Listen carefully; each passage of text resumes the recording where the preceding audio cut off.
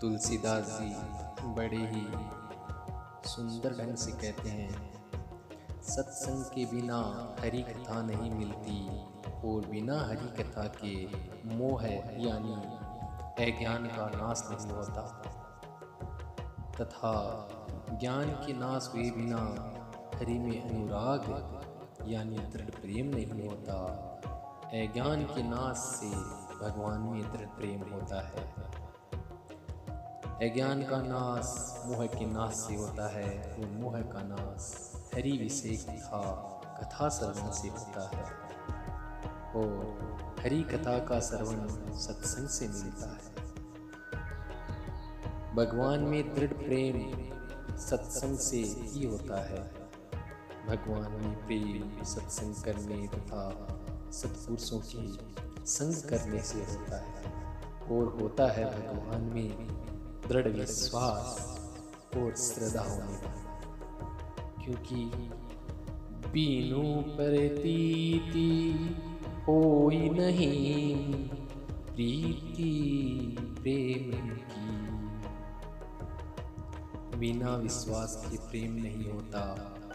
प्रश्न होता है कि श्रद्धा किसे हो? उत्तर है, श्रद्धा होती है अंतःकरण की शुद्धि से। भगवान श्री कृष्ण कहते हैं, हे भारत, सबकी श्रद्धा अंतःकरण के अनुसार होती है। जिसका अंतःकरण जैसा पवित्र होता है वैसी ही श्रद्धा होती है। जिसकी जैसी श्रद्धा होती है वैसा ही पुरुष से वह होता है। प्रश्न उठता है कि अंतःकरण शुद्ध कैसे हो? इसका उत्तर है, अंतःकरण शुद्ध होता है भगवान के भजन से, भगवान के नाम के जप से, भगवान का ध्यान करने से। इससे श्रद्धा भी होती है और प्रेम भी होता है। यदि कहो कि ध्यान न लगे तो ऐसी स्थिति में ध्यान न लगे तो कोई हर्ज की बात नहीं। केवल भगवान के नाम का जप ही पर्याप्त है। भगवान का ध्यान न लगे तो भगवान के नाम का जप करना चाहिए। उससे हृदय में विशेष स्नेह यानी विशेष प्रेम अपने आप ही हो जाता है। भगवान बराबर कहते हैं, मानहु एक भक्ति करनाता। मेरा एक प्रेम का ही नाता है और जितने जो नाते हैं सब कमजोर हैं। प्रेम का नाता सबसे बलवान है। इस वास्ते भगवान के साथ प्रेम का नाता जोड़ना चाहिए। प्रेम कैसे हो? अब ये प्रश्न हमारे सामने फिर उठता है। उत्तर में मैं आपसे कहूँगा, भगवान के साथ किसी भी प्रकार का संबंध स्थापित करने से जैसे स्वामी और सेवक का परस्पर संबंध होता है। प्रभु हमारे स्वामी हैं और हम प्रभु के सेवक हैं, अथवा स्वामी हमारी पति है और मैं उनकी पत्नी हूँ, अथवा भगवान के साथ निकटता का संबंध या भगवान हमारे सखा है, ऐसा संबंध मानना। स्त्रियाँ संबंध इस प्रकार से जोड़े कि भगवान हमारे सखा है और मैं उनकी सखी। किसी भी प्रकार का संबंध जोड़े, जैसे पिता पुत्र का समझें कि प्रभु हमारे पिता हैं और हम उनके पुत्र हैं, अथवा जीवात्मा और परमात्मा संबंध जोड़े, जैसे जीवात्मा परमात्मा का अंश है, समझे कि मैं जीवात्मा परमात्मा का अंश हूँ। गीता में भगवान श्री कृष्ण ने कहा है, मे वामसो जीवलोके जीवभूत है सनातन है। इस प्रकार भगवान श्री कृष्ण कहते हैं, इस शरीर में ये जीवात्मा मेरा ही सनातन अंश है। इससे सिद्ध होता है कि सौभाग्य भगवान के साथ हमारा जन्म संबंध है। हम प्रभु के अंश हैं और भगवान अंशी। तुलसीदास जी कहते हैं, ये जीवात्मा ईश्वर का अंश है, चेतन है, मल रहित है, निर्मल है और आनंद की राशि है। भगवान के साथ हमारा नित्य संबंध है, हम उसे भूले हुए हैं, इसलिए संसार में भटकते फिरते हैं। यदि हमें यह अनुभव हो जाए कि ईश्वर के साथ हमारा नित्य संबंध है, तो ईश्वर को छोड़कर हम और किसी से प्रेम कर ही नहीं सकते। ईश्वर के साथ तो सब प्रकार का संबंध जुड़ सकता है। जैसे तमेव माता च पिता तमेव बंधु च सखा तमेव विद्या द्रविणं तमेव सर्वं मम देव।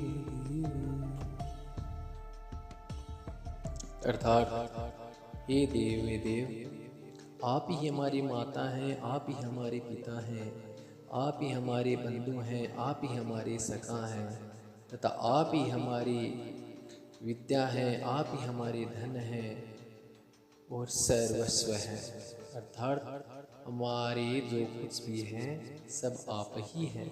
हे भगवान, आप ही हमारे स्वामी, पति, प्राण, जीवन के आधार, यानी जो कुछ भी हैं सब आप ही हैं। इस प्रकार हम भगवान के साथ संबंध जोड़ें तो भगवान में प्रेम बढ़ता ही जाएगा।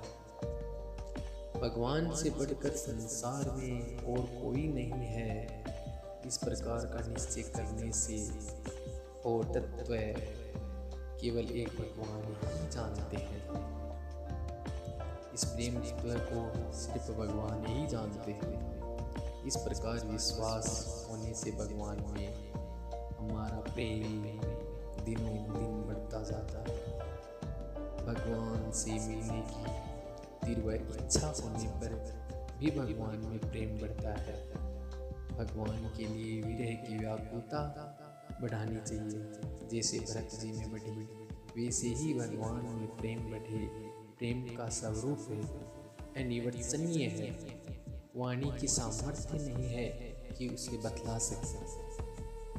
यह नित्य वर्तमान, नित्य बढ़ता रहता है। भगवान की प्रेम की ये पहचान है कि भगवान प्रेमी भगवान के बिना रह नहीं सकता, भगवान के योग में जी नहीं सकता। यह प्रेम की पराकाष्ठा है। जब भगवान में अनन्य और विशुद्ध प्रेम हो जाता है, तब उसी समय भगवान अपना साक्षात्कार कर पाते हैं। जब भगवत प्रेमी का भगवान में अतिशय प्रेम हो जाता है, तो भगवान से वह अलग नहीं रह सकता है। अलग रहने पर तो जल के बिना जैसे मछली तड़पती है, वैसे ही वह तड़प तड़प कर मर जाता है। भगवान अपने प्रेमी को मरने नहीं देते हैं, लेकिन मछली की जैसी दशा हो जाती है, जैसे भगवान में योग में गोपियाँ व्याकुल हो गई, विरह में व्याकुल होकर तड़पने लगी, मरने की तैयारी हुई तो भगवान प्रकट हो गए। इसी प्रकार भरत जी महाराज भगवान की विरह में व्याकुल हो गए और मरने की तैयारी जब हो गए, तो उसी समय राम जी ने पहले हनुमान जी को भेजा और फिर स्वयं आ गए। राम बीरै सागरे महम भरत मग्ने, मन होते विप्ररूप धरी, पवन सुत आई, गए जनु होते। राम जी का वो जो विरह सागर है, उसमें भरत का मन मग्न हो गया। ऐसी स्थिति में ब्राह्मण का रूप धारण करके हनुमान जी वहाँ आ पहुँचे। जैसे कोई डूबते हुए के लिए कोई नौका आ पहुँचती है, हनुमान जी भरत के पास पहुँचकर उन्हें बताते हैं कि आप जिनका रात दिन नाम जपते हैं, वे देवताओं और मुनियों का उद्धार करने वाले भगवान श्री राम राक्षसों को मारकर युद्ध में विजय पा करके अपने भाई लक्ष्मण और सीता जी के साथ आ रहे हैं। ये सुनकर भरत जी को इतना आनंद हुआ कि जिसकी कोई सीमा ही नहीं, क्योंकि भरत के प्राण बच गए। कारण भरत का राम में इतना प्रेम था कि भरत जी महाराज राम के विरह में जी नहीं सकते।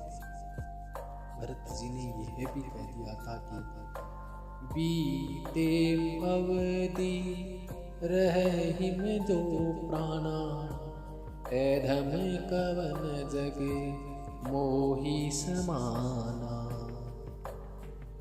भरत जी कहते हैं कि 14 वर्ष की अवधि बीत जाने पर मेरी देह में यदि प्राण रह जाए तो समझना चाहिए कि इस संसार में मेरे समान कोई पापी नहीं है।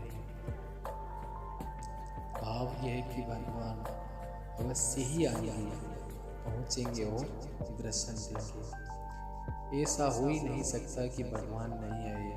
उनको दृढ़ विश्वास था कि भगवान अवश्य आएंगे, किंतु यदि किसी कारण से नहीं आए तो मेरी देह में प्राण नहीं रहेंगे। यदि वास्तव में हमारा प्रेम भगवान राम में सच्चा है तो उनके वियोग में हम जी नहीं सकेंगे।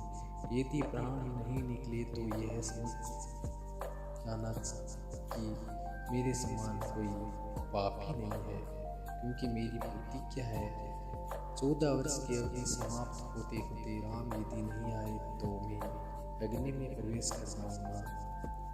अग्नि में तो मनुष्य हट से प्रवेश कर सकता है, पर यदि अग्नि में प्रवेश करके भी प्राण त्यागने पड़े तो फिर समझ जाना चाहिए कि मेरे समान कौन पापी है। तब मेरे हृदय में प्रेम कहाँ है? प्रेम का तो सबूत ये है कि भक्त के प्राण अपने प्रेमी के बिना, प्रेमास्पद के बिना रह नहीं सके। यदि मैं जीता रह जाऊं तो मुझ में प्रेम कहाँ रहा? प्रश्न होता है कि ऐसी स्थिति में 14 वर्ष तक कैसे जीत है? उत्तर में भक्त में केवल प्रेम ही नहीं, श्रद्धा भी थी। वाल्मीकि रामायण में बात आई है कि भगवान श्री राम ने भरत जी को वशिष्ठ जी के द्वारा समझा कर भेजा कि 14 वर्ष की अवधि तक तुम राज्य कार्य करो, मैं फिर आऊँगा। वहाँ भरत जी ने कहा कि 14 वर्ष की अवधि के लिए कुछ आधार दे दो, अपनी चरण पादुका दे दो। इस पर भगवान ने अपनी चरण पादुका दे दी। भरत इस चरण पादुका को भगवान का स्वरूप समझकर नंदीग्राम आए और सिंहासन पर प्रतिष्ठित कर तथा उनसे पूछ कर राजकाज संभाले। ये होता है भगवान से प्रेम। अगर हम सब भी भगवत प्रेमियों का भगवान के प्रति ऐसा विश्वास, ऐसा दृढ़ प्रेम, अनुराग पैदा हो जाए तो भगवान हमें अवश्य मिलेंगे। जय सिया राम, जय सिया राम, जय सिया राम।